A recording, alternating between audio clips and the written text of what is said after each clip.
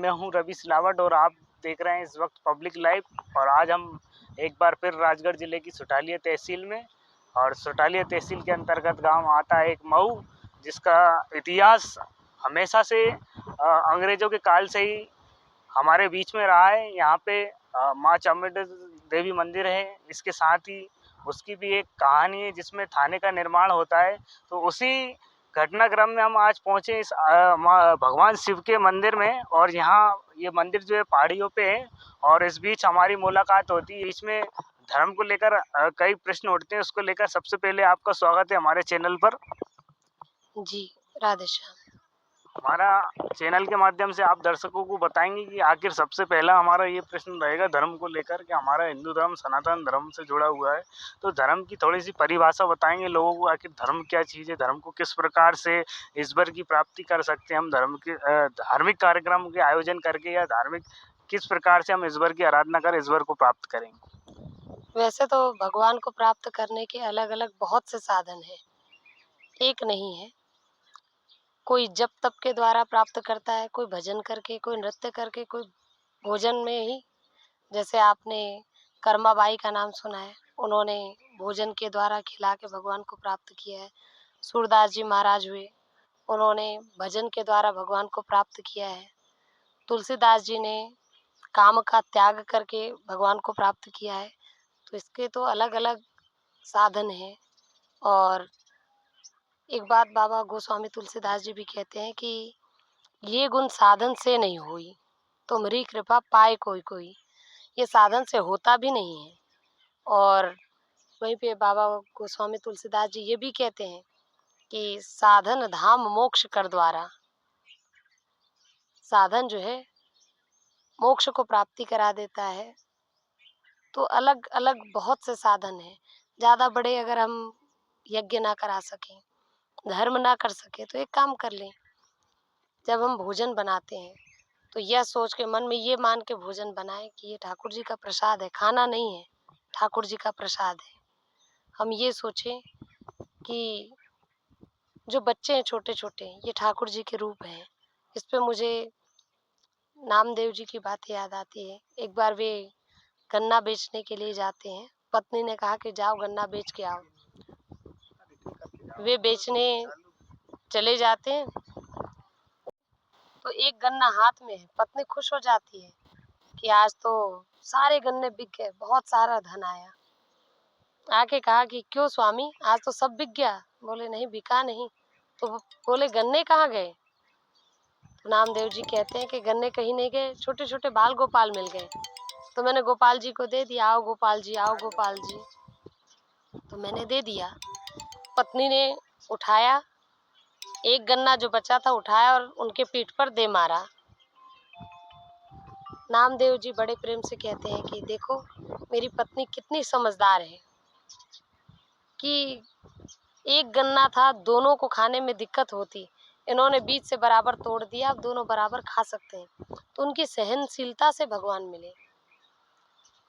जिस प्रकार आप यत्र तत्र सर्वत्र जहाँ भगवान को देख सकते हैं। और हमारे वृंदावन की बात ये है, वहाँ लोग जमुना जी जो नदी है उसमें भगवान को देखते हैं, जो रज है उसमें भगवान को देखते हैं, ब्रजवासी उसमें भगवान को देखते हैं, निधि वन के जो वृक्ष हैं उस पे भी भगवान को देखते हैं। तो आप हर तरह से भगवान की सेवा कर सकते हैं। किंतु बीच में जो मुगलों का शासन आया, अंग्रेजों का, इसमें धार्मिकता कम हुई, अभाव बढ़ने लगे। जो धर्म पर चलता गया गरीब और कमजोर होता गया। तो लोगों ने ये देखा कि इसके पास पैसा नहीं है, धर्म करेंगे तो गरीब हो जाएंगे, इससे अच्छा धर्म करो और कमाओ। लेकिन उस कमाई से वे खुश नहीं हो पाए, संतुष्ट नहीं रहे। तो कैसे संतुष्ट रहे? अब उस जमाने की जैसे हम हजारों वर्ष तक तपस्या नहीं कर सकते, पर कलयुग में कहते हैं कि केवल 3 दिन में परमात्मा मिल जाता है। एक घड़ी, आधी घड़ी, जितना समय मिले भगवान को याद करिए। और मुझे एक वशिष्ठ जी की भी बात याद आती है। जब राम जी महाराज ने पूछा कि प्रभु ये बताइए कि अधर्म से बचे कैसे? तो जो कर्म करो उसको दृष्टा भाव रखो। जो आप अभी कर रहे हैं, हम अभी बैठ के जो चर्चा कर रहे हैं, ये सोचिए कि तुरंत हमारी मृत्यु हो गई तो ये धर्म में जाएगा या अधर्म में। इस प्रकार आप अधर्म से बचते जाइएगा, अधर्म से बचना ही धर्म की प्राप्ति है। लेकिन आज के दौर में धर्म को अलग-अलग तरीकों से माना जाता है, कोई पूजा से करता है। हमने लगातार लोगों के बीच में देखा भी है कि धर्म को लेकर लोगों में भावनाएँ अलग-अलग तरीके से, कोई भागवत कथा के माध्यम से ईश्वर को याद करता है, कोई पूजा पाठ से याद करता है और कई-कई दौर में तो अभी आपने राजगढ़ जिले की तत्कालीन एक घटना है या एक पास में धर्म को लेके जब एक लड़की जो धर्म की ओर ये रास्ता किस ओर जा रहा है? जी नहीं, मैं तो इसको अंधविश्वास मानती हूँ, क्योंकि खंजर से या तांत्रिकों से धर्म की प्राप्ति भी नहीं है और उससे उसका उपचार नहीं है। ये बीच में जो हमारे मन में भ्रांति आ गई, हम संसार के बुरे कर्म करते हैं और सोचते हैं उसकी सज़ा भी ना मिले, उसका दंड ना मिले, तो हम तांत्रिकों के पास जाते हैं और उसका उपयोग करते हैं। सात्विक पूजा एक अलग चीज़ है और जहाँ तक मैं मानती हूँ कि सात्विक पूजा से जो लाभ होता है, वो किसी और चीज़ से नहीं होता, किंतु सात्विक पूजा जो है, वो कुछ माँगती है, निस्वार्थ भक्ति। आप उसमें कुछ पाने की इच्छा ना करो। यही बात आप राधा जी के चरित्र को उठा के देख सकते हैं। उन्होंने कृष्ण से प्रेम किया, ये नहीं कहा कि मेरे लिए रोटी की व्यवस्था करो, ये नहीं कहा कि मुझे यश दिलाओ, ये नहीं कहा कि कीर्ति दिलाओ। यही बात हम भरत जी से भी सीखते हैं। भक्ति यहीं पर है। हनुमान जी से जो अपने मान का हनन करे, उसको हनुमान कहते हैं और भक्ति की जो पराकाष्ठा है, वो भी हनुमान जी ही है। आप अपने आप को भूल जाओ, कुछ पाने की चाह ना हो, उस समय जो किया गया कृत्य है, वो भक्ति है, वो कुछ अभी और आप नहीं है। वृंदावन से निकली हैं तो और धर्म का लगातार आप प्रचार कर रही हैं, तो आपने इतने दिनों में देखा होगा कि किस तरीके से आज धर्म हो रहा है। क्या अपना आप अनुभव बताएँगे कि धर्म आपको किस प्रकार का लगा लोगों में? क्या आज भी धार्मिक आस्था वही है या फिर कुछ बदलाव हुआ है धर्म को लेके? जी नहीं, कन्फ्यूज़न है। अगर वही होता तो लोग निकलते और पहुँच जाते। किंतु यहाँ पे एक बात मैंने अनुभव किया है। एक बार एक आदमी ठंड में कहीं जा रहा, जंगल से गुज़रता है तो ठंड बहुत ज़ोर की लगती है। वो वहीं रुक जाता है। वहाँ पे कुछ सूखे पत्ते और उसमें से धुआँ निकल रहा। तो धुआँ निकलता जा रहा, निकलता जा रहा। उसने उस पे हाथ सेकने की कोशिश करी, थोड़ी देर सेकता रहा, ठंड कम नहीं हुआ और सेकता रहा, ठंड कम नहीं हुआ। उसने सोचा कि इतने करते-करते सुबह हो जाती है। उसने सोचा कि अंदर की आग बुझ गई है कि है, मैं खोल के देखूँ। जब उसने खोल के देखा, तो एक भैंस ने गोबर कर रखा था और जैसे ही भैंस ने गोबर किया तो सूखे पत्ते उस पे चिपक गए और ठंड में आप देखिएगा कि गोबर से धुएँ निकलते हैं। तो क्या उस धुएँ से आपकी ठंड जाएगी? ठंड तो अग्नि से ही जाएगी। तो ऐसे ही भ्रांतियों में लोग उलझ गए हैं। इसकी पूजा करें कि उसकी पूजा करें? इसकी पूजा करके हमको इतना लाभ हो, हमने शिव जी पे जल चढ़ाया तो 1 करोड़ रुपए मिलना चाहिए। अगर विष्णु भगवान पे हमने फल चढ़ा दिया, तो उसका फल मिलना चाहिए। ये व्यापार बन तो पहले हमारी जो खेती है और घर है, गाय की पूरक थी और गाय हमारे पूरक थी। तो गाय से इतना मुनाफ़ा होता था कि खेती बन जाती थी और खेती से जो घास आते थे से लेके वो गाय के काम आ जाते थे। तो इसमें ज़्यादा खर्च नहीं लगते थे और प्रॉफ़िट है। गाय के दूध का रेट कितना है? ये हमारे प्यार सिंह जी डेयरी चलाते हैं। क्यों प्यार सिंह जी? कितना रेट 50% रेट है अभी 85 रुपये पर लीटर। गाय का और भैंस के दूध का? भैंस के दूध कम में आते हैं 70। तो गाय का दूध अभी भी कीमती है। उससे बने जितने प्रोडक्ट हैं, शुद्ध देसी घी हो तो उसके डिमांड इतने हैं और लोग पूरा नहीं कर पा रहे हैं। करके देखिएगा, आपको नुकसान नहीं होगा क्योंकि गौ माता है जो दात्री है। जब उसके अंदर 33 करोड़ देवी-देवता आए, तो लक्ष्मी जी और गंगा जी के लिए कमी पड़ गई। तो लक्ष्मी जी कहती अब मैं कहाँ जाऊँ? एक-एक रोम पे तो सारे देवता हो गए। तो भगवान ने कहा कि तुम गोबर में आ जाओ।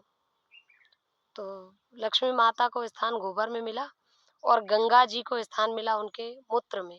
तो ऐसी बड़ी उपलब्धि लिए हुए जो गाय है, उसको पालने में किसी को नुकसान कैसे हो सकता है? जी, आपने गायों के बारे में इतनी सारी जानकारी बताई, लोगों को भी शायद इतना मालूम होगा और हमारा जो भारत देश है वो उसमें सबसे ज़्यादा अगर जनसंख्या देखी जाए तो हिंदू लोगों की जो आस्था से भी संबंध रखते हैं। इतने लोग होने के बावजूद भी आज गायों की दुर्दशा काफ़ी खराब है, तो उसको लेकर कुछ कहेंगी आप? जी, समझ की ज़रा-सी कमी, हम सोचते हैं कि हाथ-पैर गंदे ना हों, लेकिन हमने गायों का गोबर उठाना छोड़ा है, तो गटरों से भरता गया है। ऐसा भी नहीं कि सिटी या अच्छी जगहें हैं, जहाँ पे हम महँगी जगह प्लॉट खरीद के घर बनाते हैं। वहाँ गटर आपको मिल ही जाती है, बदबू युक्त जीवन फिर भी है, पर इससे तो अपना फ़ायदा ही था। जहाँ गोबर फेंक रहे हो आप, वायरस मर ही रहे हैं, उधर वायरस बढ़ रहे हैं और मैं ये समझती हूँ कि गाय में कहीं नुकसान है ही नहीं। आप करके देखिएगा, इतने खाद आते हैं जो सरकार आज खरीद रही और एमपी केंद्र सरकार ने तो ये ऑर्डर कर रखा है कि गाय का गोबर वो 2 रुपए में खरीद लेती है। तो नुकसान कहीं भी कहाँ है? जितना आप खिलाते हो उतना वो गोबर भी दे जाती है। गौमूत्र इकट्ठा करिए और उसमें आँकड़े का और ये जो आपका धतूरा है, नीम के पत्ते डालिए और कीटनाशक का प्रयोग कर सकते हैं। इससे पौधे हरे और कीटाणु मर जाते हैं, दोनों फ़ायदे होते हैं। नहीं गायों के लिए जैसे आज की जो बिज़ी लाइफ़ है, नौकरी करने वाले लोग क्या करते हैं कि अपने बच्चों को ले जाके हॉस्टल में छोड़ दे रहे हैं। वैसे ही छोड़ रहे हैं जैसे गायों को ले जाके बाहर में और ऐसा भी नहीं कि हमेशा के लिए छोड़ते हैं। जब गाय बच्चा देती है तो ले आते हैं, उस समय हम दूध निकालते हैं, खाते-पीते हैं, फिर हम उसको छोड़ देते हैं। इसका भी कारण ये है धर्म की कमी। जब आप में धर्म होता है तो आप किसी के साथ बर्बरता नहीं करते। चलो मेरा ये रहेगा एक प्रश्न कि धर्म में क्या धर्म के साथ-साथ आस्था के साथ-साथ शिक्षा ज़रूरी है? ज़रूरी है कि नहीं है? क्योंकि तार्किक रूप से अगर अपन कहेंगे शिक्षा होगी तो तर्क करेगा, तो क्या इसमें अहम भूमिका शिक्षा की रहेगी? शिक्षा किसको कहिएगा आप? किताबी ज्ञान को? किताबी ज्ञान तो बच्चों ने ले लिया। अब आप मुझे बताइए अंग्रेजी मीडियम चल रहा है। अंग्रेजी में जेंटलमैन जो है उसका रूप क्या दिखाया जाता है? कोट पैंट पहन के कोई टोपी डाला, वो क्या है? जेंटलमैन। और धोती कुर्ता पहन के जो खेत में उसको क्या बताएँगे? पुअर। अगर धोती कुर्ते के पास उस व्यक्ति के पास 200-400 बीघा ज़मीन है, 2-4 करोड़ रुपए हैं, तो बच्चा उसको क्या समझेगा? फिर भी पुअर कहेगा, गरीब कहेगा। तो क्या ये शिक्षा अपनी संस्कृति से दूर नहीं भाग रही? भई बच्चा ये देख रहा, वो पढ़ रहा और अभी आपको शायद पता हो ना हो, इंग्लिश मीडियमों में राष्ट्रगान भी नहीं गवाया जाता। उनको क्रिश्चियन धर्म की सभ्यताएँ सिखाई जाती, कोई हिंदी बोल दे तो दंड लगता है। मैंने ऐसी जगह भी देखी है, जहाँ अपने जान-पहचान के बच्चे पढ़ते हैं, जिनसे राष्ट्रगान, वंदे मातरम पूछो तो नहीं आता, तो ये शिक्षा किधर जा रही है? ये मैं तो आपसे भारत पूछना देश की चाहूँगी। शिक्षा संस्कृति को छोड़कर आगे बढ़ रही है दूसरी तरफ। कहें कि विदेशी शिक्षाओं वेस्टर्न को ग्रहण कर रही है और अपने देश की शिक्षाओं को त्याग रही है। ये आपका कहने का मतलब है भारत की संस्कृति को शिक्षा के माध्यम से कहीं न कहीं इस वक़्त खत्म होते हुए नज़र आ रही है। खत्म तो नहीं कहेंगे, किंतु कम बिल्कुल है। जैसे विदेशी आपको वृंदावन में देखेंगे, हर तीर्थ में दिखेंगे, वो साड़ियाँ डाल के और माला फेरते दिखेंगे। किंतु आज आप जिस बच्चे को इंग्लिश मीडियम में पढ़ाते हैं, क्या वो बच्चे माला फेरेंगे? क्या वो बच्चे माँ-बाप की इज़्ज़त करेंगे? पहले ज़माने में कहा करते थे कि माता-पिता में भगवान है। माता-पिता में भगवान है, भगवान को लोग मानते थे तो माता-पिता की पूजा करते थे, सेवा करते थे। आज अपन मानते हैं, विज्ञान ये कहता है कुर्ते में है वो पुअर नहीं है, वो भी जेंटलमैन हो सकता है। जेंटलमैन की परिभाषा केवल कोट पैंट तो नहीं होनी चाहिए। जेंटलमैन धोती कुर्ते वाला भी है, क्योंकि हमारे बाप-दादा, परदादा सब जेंटलमैन रहे। विदेशियों में सभ्यता कम रही है, भारतीयों में ज़्यादा। तो जितने भारतीय पुराने रहे सब तो धोती पहन के ही रहे। तो ये चीज़ें आपको डबल शिक्षा दिलानी पड़ेगी उनको कि आप जब पढ़ाते हो तो जेंटलमैन अगर कोट पैंट वाले को कहते हो तो उसकी परिभाषा भी बताइए। कपड़े का फ़र्क नहीं होना चाहिए, संस्कार का फर्क दिखाना कह चाहिए। सकते हैं अपन स्कूलों में सिर्फ केवल किताबी ज्ञान रह गया है, संस्कृति बहुत कम है। जी, बिल्कुल। अपने आपके समय में भी आपने देखा होगा, जब हम स्कूल जाते थे राष्ट्रगान के बाद में, कमरे में, क्लासरूम में जाके कक्ष में आप प्रार्थना करते थे। वो चीज़ें कम होती दिख रही, और ज़रा-सी रुचि भी टीचरों की कम हुई है। सरकारी स्कूल और देहात, यही सभ्यता को सँभालता था, ये भी कम कम होते चले जा रहे हैं। बहुत अच्छे नहीं हैं। सरकारी स्कूल बंद होने की कगार पे हैं जी। और इंग्लिश बड़े जो स्कूल हैं जिनमें इंग्लिश सिखाई जाती है, बोली जाती है और दिखाई जाती है, आज उनकी बढ़ रहे हैं। तो ये क्या संस्कृति को इन प्राइवेट स्कूलों को करना चाहिए कि संस्कृति हमारे देश की बढ़ाई जाए।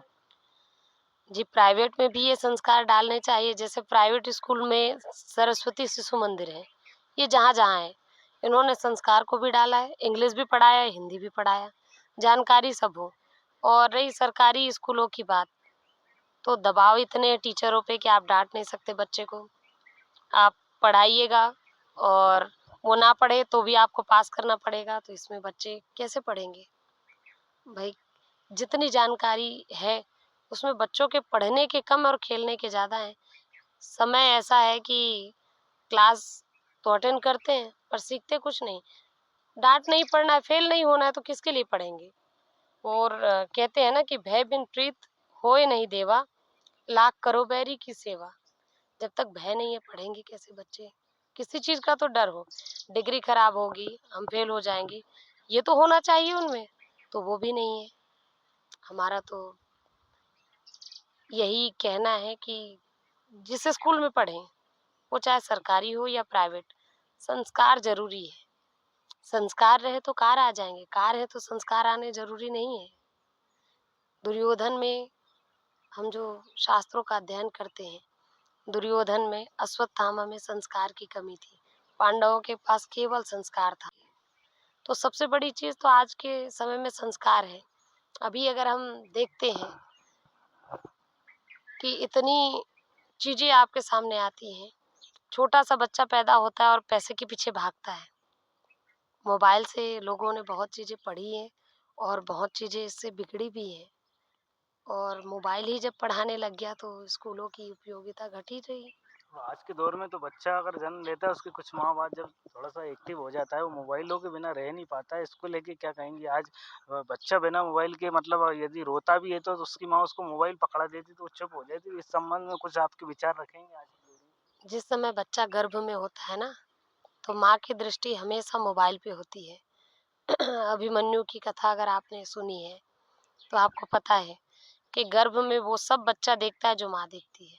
तो माँ के किए हुए कृत्य हैं।